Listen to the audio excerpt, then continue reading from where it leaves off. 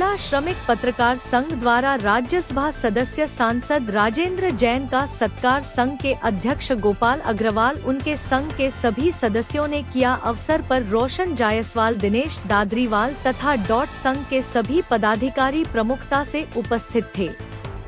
कार्यक्रम की अध्यक्षता विधायक विनोद अग्रवाल ने की। भविष्य में पत्रकार भवन बनाने के लिए अतिथियों ने यथासंभव मदद करने की बात कही। संघ के कार्यों की भूरी प्रशंसा की। अवसर पर पत्रकार संघ के राजेश बंसोड़, मुकेश मिश्रा, विष्णु शर्मा, रवि ठकरानी, दिनेश तिडके तथा जिले के पत्रकार भी शामिल थे।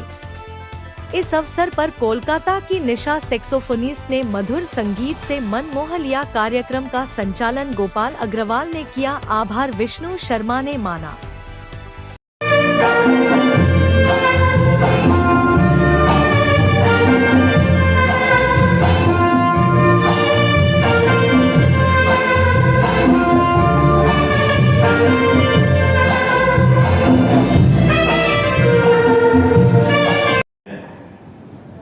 उनका सत्कार यहाँ पर रखा गया है।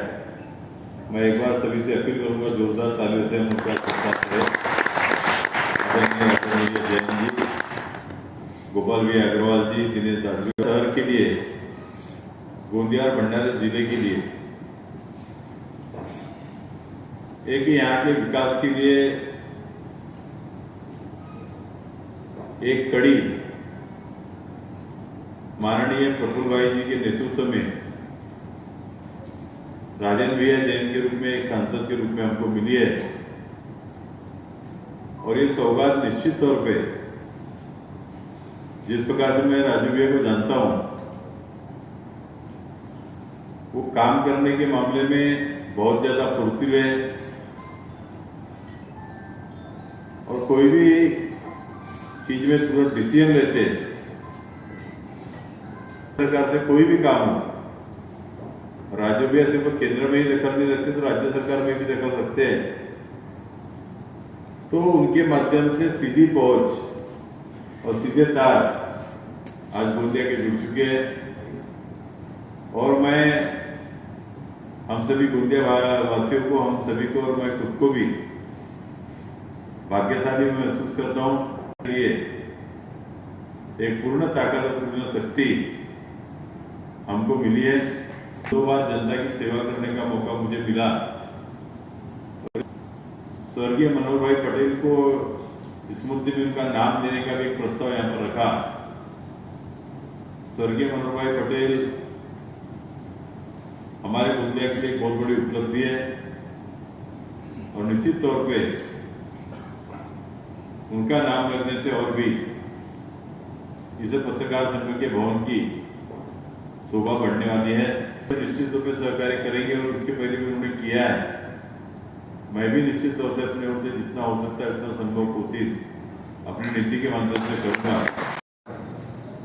1985 से 2026 के सफर में कई मुकाम आए और मेरा मानना यह है गोपाल भैया वाले कि इसमें अशोक भैया हंसने की बात नहीं है, बहुत बड़ा कंफ्यूजन है। अगर इसको मैं व्यवस्थित तरीके से नहीं बोला तो इसका मैसेज गलत जाता है। बस यही परेशानी तो है। आदरणीय विनोद भैया, मैं ये बात मानता हूँ कि सभी नदियां किसी न किसी रूप में जाके समुद्र से मिलती है। आदरणीय प्रफुल्ल पटेल जी के नेतृत्व में काम करते हुए 1985 से 2026 के सफर तक कई उतार चढ़ाव, कई लड़ाई, कई राजनीतिक संकट देखने का अवसर प्राप्त हुआ। लेकिन अपने राजनीतिक जीवन में, अपने कैरियर में अपना काम करते हुए कई समस्याओं का सामना करने के बाद भी मैंने एक ही प्रयत्न किया कि चाहे कुछ भी हो जाए। कई लोगों ने मुझे समझाया कि अभी आपका विधान परिषद में नंबर नहीं लग रहा, और एक ऐसे व्यवस्थित मार्गदर्शक नेता के साथ काम करता है तो उसमें ये मालूम ही नहीं पड़ता कि राज्यसभा का सदस्य कब बन गया। ये मेरे लिए अपने आप में बहुत बड़ी उपलब्धि। मैं एक बात आपको बहुत अच्छे से बताता हूँ। विनोद भैया ने बताया कि प्रफुल्ल पटेल जी का सहयोग है, राजू भैया का सहयोग है कि विनोद भैया को आमदार बनाने में और वो आज गोंदिया के प्रति जिस समर्पित भाव से काम करते हैं, तो विनोद भैया को भी मैं एक बात बताना चाहता हूँ कि विनोद भैया काम, विकास, उन्नति, प्रगति के लिए तो समर्पित है ही, लेकिन विनोद भैया का एक अपना स्वभाव है जिसके कारण से उनके प्रति सबके मन में एक उनका व्यवहार सबसे बड़ा होना चाहिए। अपना शहर, अपना जिला गोंदिया और भंडारा जिले में, गोंदिया विधानसभा में वही विनोद भैया है और गोंदिया भंडारा जिले में वही राजू जैन है। अशोक भैया मिलेंगे तो 2 मिनट खड़े होकर नमस्कार करना ही पड़ेगा और फिर कमेटी में तो राज्यसभा में मेरा नोटिफिकेशन होगा।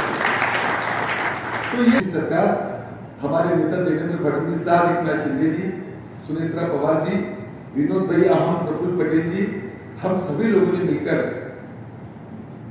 इस राज्य की सबसे बड़ी महायुति सरकार की सबसे बड़ी उपलब्धि है कि महायुति सरकार ने देश राज्य के किसानों की उन्नति प्रगति के लिए सबसे बड़ी कर्ज मुक्ति की और आज सालों में 20,000 किसानों को करीब 110 करोड़ रुपए के आसपास माफ हुए और वो गोंदिया डिस्ट्रिक्ट सेंट्रल कोऑपरेटिव का अध्यक्ष होने के नाते आज हमने सेंट्रल कृषि के माध्यम से वहां से कार्यक्रम शुरू किया।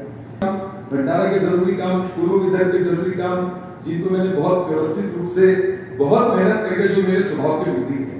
मैं भी नांदेड़ से मुंबई गया, 7 घंटे में मैं वो वंदे भारत एक्सप्रेस चलना चाहिए। अखबार अलग रहता है, वो जो उसको एक कार्ड देता है, समाचार ला, वो कार्ड नहीं रहता, एक 4 खाने का टिफिन रहता है स्टील का, वो बोलता जा तू गुरुद्वारे में खा लेना, मेरे लिए भर के ला लेना।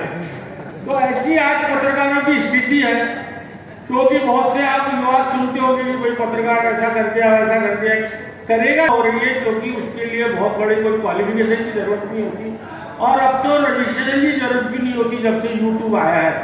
तो ऐसी स्थिति में जीवन यात्रा एक पत्रकार बड़े अखबार से जुड़ता है। तो आज की हमारा जो गोंदिया जिला श्रमिक पत्रकार संघ है, ये 20 साल है मेरी पत्रकारिता के, 26 साल से गोंदिया में कई पत्रकार संघ बने और हर आदमी ने ये कोशिश किया कि पत्रकारों का एक भवन बनाया जाए, पर स्थितियां ऐसी आई कि वो भवन बन नहीं सका और सरकारी जमीन कभी अलॉट नहीं हुई।